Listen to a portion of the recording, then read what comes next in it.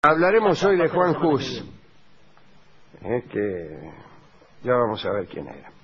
Estamos en los albores del siglo XV. La Iglesia Católica presentaba un cuadro bastante lamentable. Proseguía todavía el conflicto eclesiástico por el cual había dos papas. Recuerden ustedes, uno en Avignon y otro en Roma. Y entre los dos se libraba una lucha furiosa, hasta que en 1409 el Concilio de Pisa quitó la tiara a los papas Benedicto XIII, que era el que estaba en Avignon, y Gregorio XII, que era el que estaba en Roma, y eligió en sustitución a Alejandro V. Pero los papas derrocados no reconocieron la resolución del concilio, anatematizaron a todos los participantes y la situación se agravó muchísimo, ya que tres papas aspiraban al título. Hasta que finalmente Alejandro V murió en 1410 y le sucedió bajo el nombre de Juan XXIII un antiguo pirata llamado Baltasar Cosa. ¿Cómo? Baltasar Cosa. Ajá. ¿Qué hace Cosa? Que era un hombre de muy mala reputación. Calcule, los piratas siempre suelen tener bastante malas reputaciones. Decían que era cínico, perverso y que se daba a lujurias antinaturales que no sé cuáles eran. Muchos consideraban ilegal la instalación de Cosa en la Santa Sede. Hay que decir que en la lista oficial de la Iglesia, Cosa no figura. Juan XXIII figura como antipapa. Y ustedes recordarán que el cardenal Roncalli tomó ese nombre, Juan XXIII, y no Juan XXIV, porque Cosa no estaba considerado como un papa por la Iglesia. O sea, Juan XXIII fue un papa bastante reciente, en realidad. El caso es que este muchacho Cosa fue derrotado en una guerra con el rey de Nápoles y se tuvo que piantar a Florencia. Pero la contienda por el papado fue tan solo uno de los aspectos de las crisis que afectaban a la Iglesia, porque pese a las hogueras de la Inquisición y a las persecuciones, en el seno de la Iglesia iba aumentando la oposición a las jerarquías eclesiásticas. En todas partes se exigía que se la privase de sus colosales riquezas y de sus enormes propiedades territoriales. A principios del siglo XIV, la Iglesia tenía algo así como la tercera parte de Europa. Toda esa oposición a principios del siglo XV estaba centrada en la región de Bohemia. Y a la cabeza de aquel movimiento estaba un clérigo llamado Juan Hus, que era continuador de la causa de un clérigo inglés llamado Juan Wycliffe, que fue un sacerdote revolucionario que tradujo la Biblia del latín al inglés con el objeto de que sus compatriotas pudieran leerla e interpretarla por su cuenta en vez de contentarse con la interpretación que de ella hacía la Iglesia. También impugnó Wycliffe el principio de la infalibilidad de los papas. Rechazó el comercio de las indulgencias, ¿sabe cómo era aquello, no? Era para recaudar guita y se hizo muy usual cuando empezaron a construir la iglesia de San Pedro, la nueva iglesia de San Pedro, que es la que se ve ahora en Roma, ¿no? Como le faltaba guita para esa construcción, vendían indulgencias, es decir... yo pequé, padre. Claro, bueno, dame 10 pesos y te perdono los pecados, ¿no? Indulgencia por 200 días, indulgencia por 20 días, yo qué sé, dame unos mangos y te perdono los pecados. A todo esto se oponía Wycliffe y Hus fue uno de sus continuadores.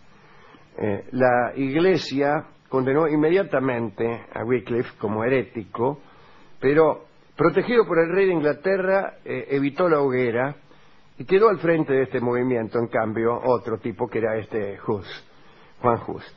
Se juntó con unos campesinos checos, con la pequeña nobleza de Bohemia, con algunos plebeyos, y continuaron atacando a la Iglesia y todo eso. A fin de contrarrestarlo, el papa Baltasar Cosa, Juan XXIII, se unió a los señores feudales alemanes y con el emperador Segismundo a la cabeza, y convocaron a otro concilio en Constanza, que fue el 16º concilio ecuménico. Fue un concilio de enorme concurrencia. Tengo aquí la lista. A ver. Había 3 patriarcas, 29 cardenales, 35 arzobispos, 150 obispos, 124 abades, 578 doctores en teología, 18.000 sirvientes, Pepa. 3.000 nobles, 1.400 flautistas y 5.000 prostitutas. Así que, como se ve, había mucha gente. ¿Cuántos flautistas, no? Sí. El orden del día del concilio incluía 3 puntos fundamentales: lucha contra la herejía, restablecimiento de la unidad de la Iglesia y reformas eclesiásticas. Duró 3 años el concilio. El Papa Gregorio XII de Roma, que era uno de los papas que sobraba, renunció sin chistar. Benedicto XIII, que era el otro, el de Aviñón, quiso enfrentar al concilio, pero ante tanto poder escapó, se asiló en España y ahí quedó marginado. Al otro, a Baltasar Cosa, Juan XXIII, lo acusaron de un sinfín de delitos: lujuria, enriquecimiento, traición, yo qué sé. Se escapó. Después fue apresado por los soldados de Segismundo y quedó recluido en un castillo. Y el concilio nombró como único papa a Martín V. Pero, según los cronistas, el suceso más dramático y memorable del Foro de Constanza fue la vista de la causa del pensador Juan Hus. Si bien este ya había sido excomulgado y anatematizado, la población en general lo apoyaba. La Iglesia decidió entonces invitarlo para que fuera a explicar sus doctrinas ante el Papa. Le dieron un salvoconducto firmado por el emperador Segismundo, donde se le garantizaba inmunidad.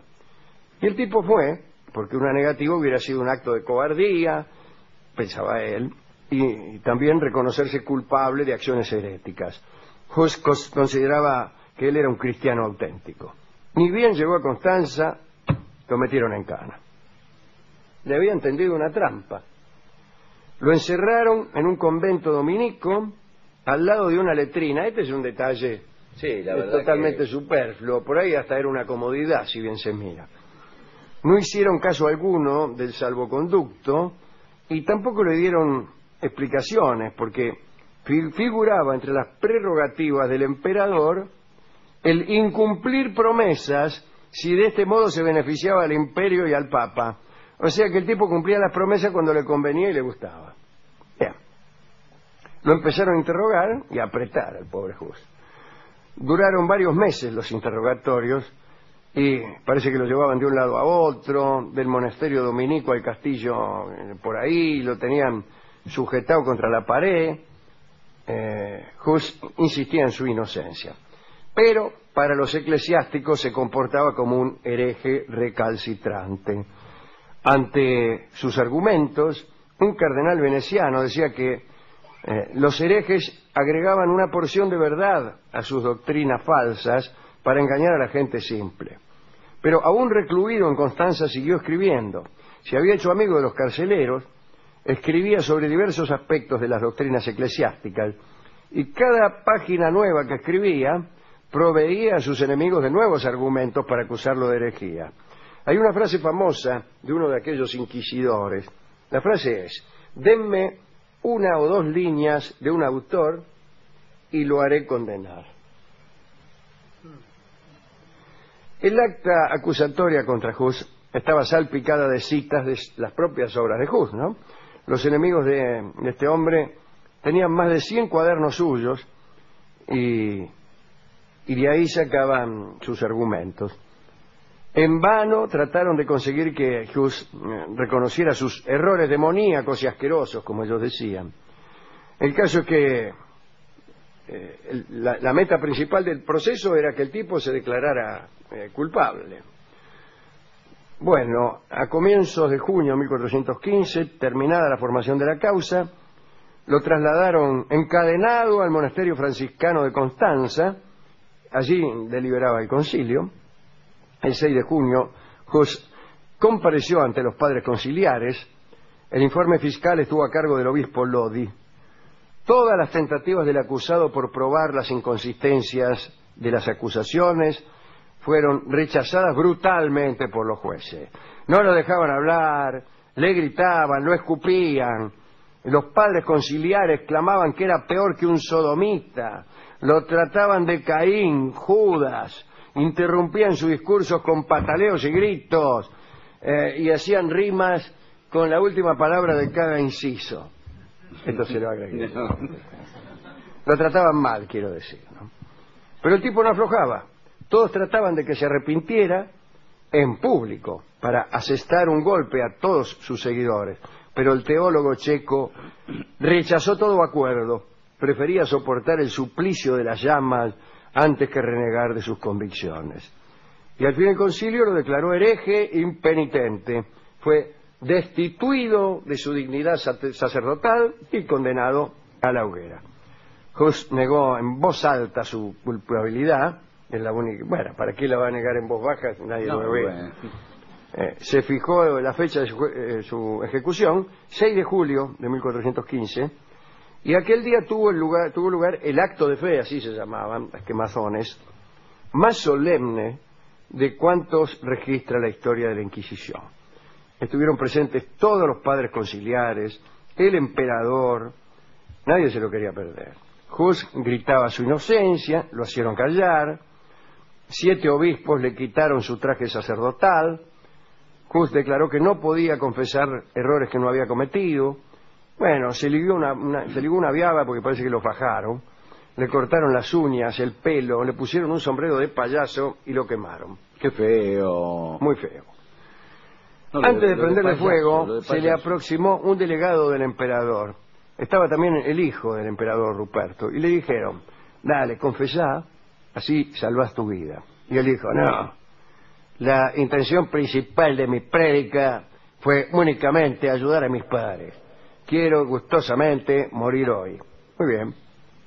Los verdugos le prendieron fuego, el humo envolvió su cuerpo y murió. Después juntaron las cenizas y las tiraron al río. Pero la ejecución provocó una oleada de ira en Bohemia. El concilio no pudo terminar con la obra de Hus, que fue continuada por Jerónimo de Praga, otro señor que propagó y defendió estas ideas. Hay que decir que también lo quemaron a Jerónimo de Praga, pero en otra ocasión, en otro programa. Entre 1420 y 1431, Martín V y Segismundo, el emperador, se mandaron 5 cruzadas contra los husitas, que eran los seguidores de Hus, pero no lograron imponérseles. El Papa y el emperador tuvieron que hacer algunas concesiones y finalmente sí pudieron derrotar al menos al ala más radical de los husitas, que eran los campesinos y plebeyos. Pero la muerte de Hus generó las llamadas guerras husitas, y uno de los principales episodios fue la que se llama defenestración de Praga, en la que los husitas arrojaron de los balcones de un edificio al burgomaestre y a 30 senadores. Y la palabra defenestración empieza a usarse allí. Tiene fundamento porque su raíz alude a ventana en varios idiomas. Defenestrar quiere decir tirar por la ventana. Aunque ahora se usa... Sí, para como decir... Claro, por extensión, como alguien que es destituido o más que nada despreciado, claro, y sí, habla mal de él, ¿no? Pero viene de fenestra, evidentemente. Bueno, entre las cosas de las que habían acusado a Hus figuraban el creer en la papisa Juana, cosa en la que estaba equivocado, ya que parece que la papisa Juana no existió. Pero fue un hombre que prefirió morir dignamente antes que sostener una mentira con tal de salvar su vida. Eran terribles aquellos juicios, ¿no? El acorralar a una persona sin dejarle la mínima posibilidad de defenderse y convirtiendo sus argumentos más cabales en su propia acusación. Especialmente sucedía esto en los juicios contra las brujas, ¿no? Vos te defendías bien y era porque te asistía el demonio. Te defendías mal y era porque eras bruja. Si por ahí te hacían recitar los 10 mandamientos, si no lo sabías, era porque eras bruja, porque no lo podías decir. Sabía? Era porque el diablo te ayudaba. No ganaba nunca. Bueno, entonces todo el mundo confesaba, con lo cual se ganaba algo, y con las confesiones la gente creía cada vez más en eso, o sea, más en las brujas, ¿no? Es un procedimiento, dice, de épocas oscuras en donde las personas eran tan estúpidas como para creer que alguien podía hacer un pacto con el demonio para mejorar su suerte. Por suerte, estas épocas han pasado y vivimos en un mundo en donde reina no solo la razón, que no sería nada, sino también la bondad y la benevolencia. Así que vamos a dedicar esta charla a los que vivimos en esta época maravillosa, pero también a Juan Hus, que era tan inocente como yo, es decir, era culpable. Al seguidor, a Jerónimo de Praga, a John Proctor, el personaje de Arthur Miller en Las Brujas de Salem, y bueno, todo eso. Hemos ido a la discoteca, el discotecario me explicó Me parece que una historia muy sofisticada para el discotecario. No, él dijo que él sí creía en las brujas, y que justamente había ido una bruja para preguntar por una mina. Nah, bueno, pero eso es otra cosa. Una mina que le gusta. él la había visto con otro. Pero fue a la bruja, le preguntó y ahora estaba muy contento porque parece que la bruja le había dicho que si bien la mina se revolcaba con el otro, siempre pensaba en él. Bueno. El tipo estaba loco de contento. ¿Y la mina va a terminar con él? ¿Le dijo la bruja? No, le dijo. No, que va a estar con el otro. Con un tipo en Costa Norte, dice, pero ¡qué precisión! En el fondo lo quiere a usted. Yo personalmente siempre prefiero estar yo con la mina en Costa Norte, aunque en el fondo la mina quiera a cualquiera, ¿qué me importa? A quien quiere en el fondo. Casi hasta es preferible que en el fondo lo quiera otra cosa que el tipo sea el que pague los créditos. Muy bien. El caso es que, habiéndole tendido una trampa a la gente del Concilio de Constanza, a John Hus, el discotecario me dio una linda milonguita que se llama La Trampera, y que evidentemente fue compuesta pensando en esa traición, en ese episodio, y que escucharemos en la versión de Aníbal Troilo y Roberto Grela. Adelante.